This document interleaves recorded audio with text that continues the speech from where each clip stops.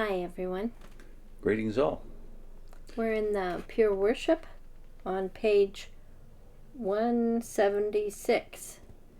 The subheading is, What does Ezekiel's vision mean for our day? David will read from the screen, and I'm going to read from the book. So, do you want to start? Okay, here we go. What does Ezekiel's vision mean for our day? Today, we are facing an unparalleled execution of divine judgment, the great tribulation such as has not occurred since the world's beginning until now. No, nor will occur again.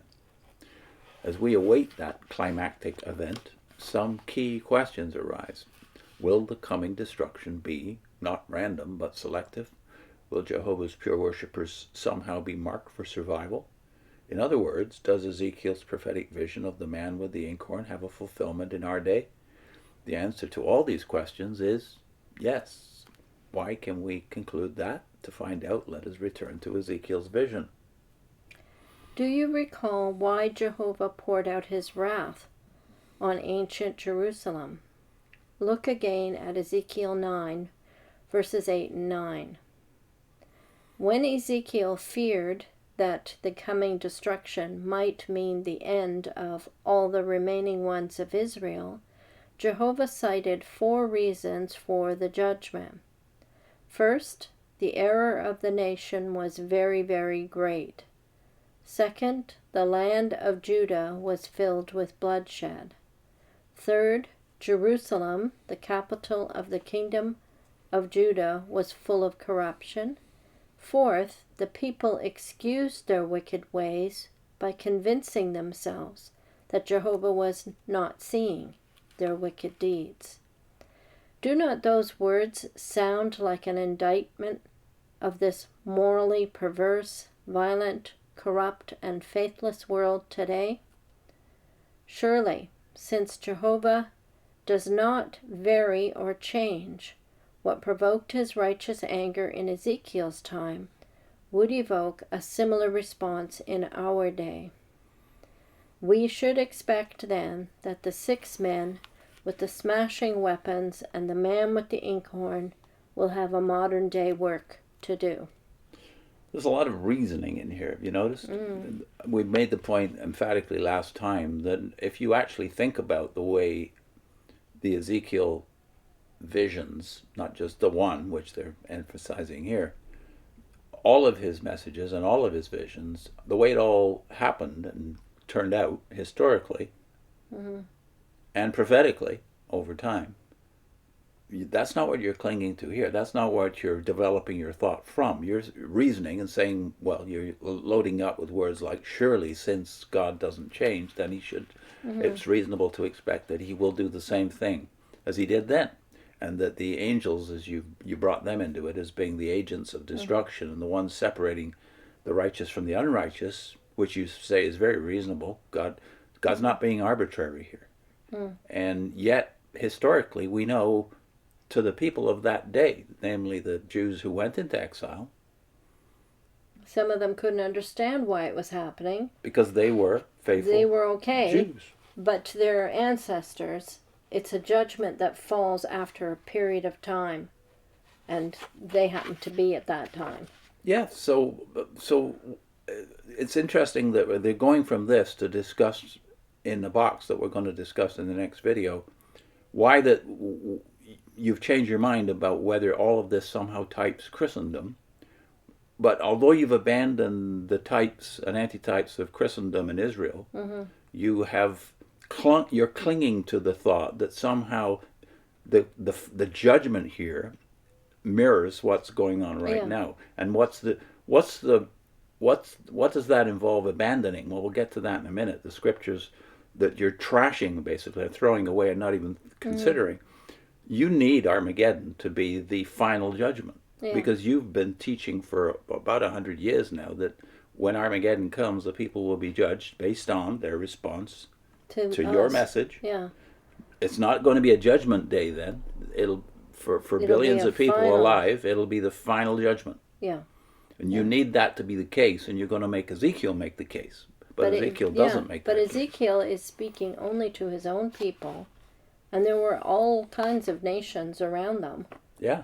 And nothing happens to them. So how does this fit the picture at all? Yeah, It doesn't. they're not being delivered, are they, into a righteous new world on the other side of Armageddon, that would 607 destruction by your chronology. Ezekiel They're being doesn't delivered warn them. they're being delivered to death, which is not annihilation in the Jewish view anyway, and anticipates a resurrection for the righteous Jews. But they're being delivered to exile in Babylon, Egypt, and many other places across the known world of that time. Yeah. That does look rather arbitrary if you're alive at the time. And you're like Daniel and Ezekiel and Jeremiah and many others would have to claim that, what did we do to deserve this? Yeah. So no, you don't have this available as any kind of type of what's going on today. And, to say that people are going to be judged at Armageddon because they didn't listen to you when you came to their door and tried to hand them some magazines, they're going to be judged as worthy of death forever because they didn't listen to you. That sounds a lot more arbitrary than the way scriptures actually talk about the day of judgment. Which we'll get to, for sure. I wanted to isolate one sentence in paragraph 13, though, which is, when Ezekiel feared that the coming destruction might mean the end of all the remaining ones of Israel. Well, that's a famous phrase in both Testaments, the remnant of Israel. He will never have to doubt that, because God has already said that he will reserve for himself a remnant. In Elijah's day, in Isaiah's day, and now in Jeremiah, Daniel, and Ezekiel's day. There's a remnant, and Ezekiel is part of it. Yeah. So that is assured in prophecy. Continuity is very clear on that point. But what Ezekiel and the others are worried about is, will worship again be restored to earth? And who is God going to use? And the answer is, he's going to use the same people he used before. They're going to rebuild the temple.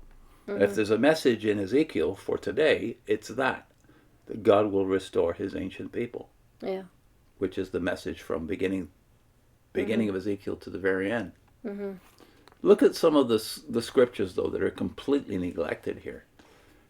I would start with, let's say, Acts 17, where the message there is not Armageddon and a new world beyond it, is it? In Acts 17, when Paul he doesn't even set this situation up himself, right? He's kind of lifted up and carried to the Areopagus, which is the judgment seat of Athens, and therefore of the ancient world, you might say. The most famous judgment seat in the whole world.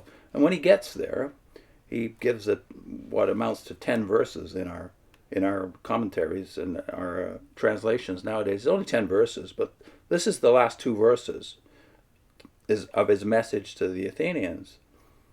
Acts 17, verses 30-31.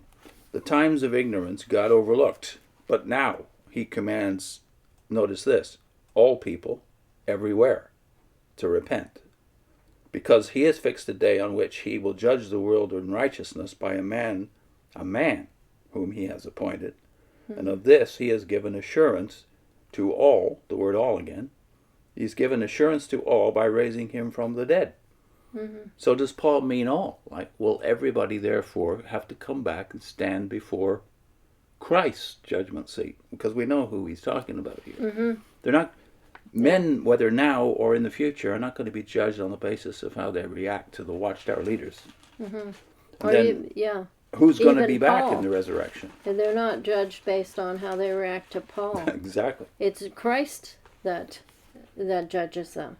And yet we know many ex-witnesses even, that we've even met some of them, who mock this idea. They might not laugh out loud at it, but they say, well, why would God raise the dead? Why would he raise the unrighteous dead when he knows what they were? Because he says he will. And the prophetic answer. Yeah, they have to stand before God and be judged. They have to know why they don't gain life. That's right. Then they have to know who the Savior is and who their judge is. They have to get to know him personally. Yeah. Not by your response to the people he sends, but by your response to him. Yeah. So Acts 24, when Paul is before Felix, Governor Felix in Caesarea, he adds to this by talking about what the Jews believed, what he believed even before he was a Christian. He says in Acts 24, in verse 14, this I confess to you, Felix, that according to the way, which they call a sect, his Jewish opponents, including fellow Pharisees, called this new thing, the way, a sect. I worship the God of our fathers, believing everything laid down by the law and written by the prophets, having a hope in God with these men, which these men themselves accept. So there it is, the Jewish belief as well as the Christian belief, that there will be a resurrection of both the just and the unjust. Mm-hmm. Yeah. So and, you had the yeah. word all in Acts 17. Here it's very clear who the all includes. And a clincher verse for me was in 5, when I was reading John chapter 5. This meant a lot to me.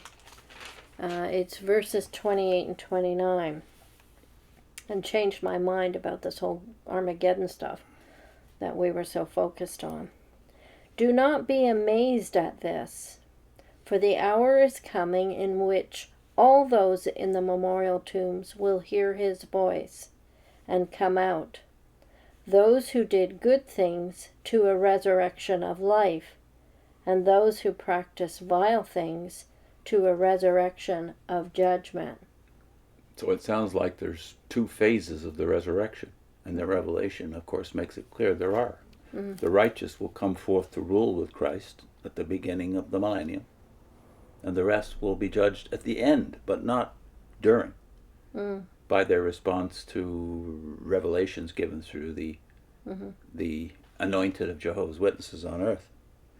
Again, So Paul there's in Romans 14 and in 2 Corinthians, I think it is chapter 5, Paul says, we will all stand before the judgment seat of Christ. Some texts say God. Yeah. That's personal. That's a personal judgment based on your personal life record, and not a second chance doctrine, which is what the Watchtower has always preached. Their vision is not yours. You envision Armageddon as being the way God will judge these people. No facing anybody to just go down a crack, or get burned up or whatever. Some disaster falls on them and they die. And so judgment is just dying. Based on information that they got secondhand. Yeah, no conversation between God and you. I remember a famous line from the book of Amos, prepare to meet your God. Mm-hmm. The Jews expected that one day they would meet their God because he would come to the earth to rule. Yeah. Paul obviously believes that. John obviously believes it. Jesus taught it. John chapter 5. Yeah. What's our link? We're linking to a video we did called What JW Org is Not Telling You About Death. It's the second in a series. This one is specifically on the John 5. Also on the few verses before that, the part you read, where it talks about we can have everlasting life now by believing in Christ.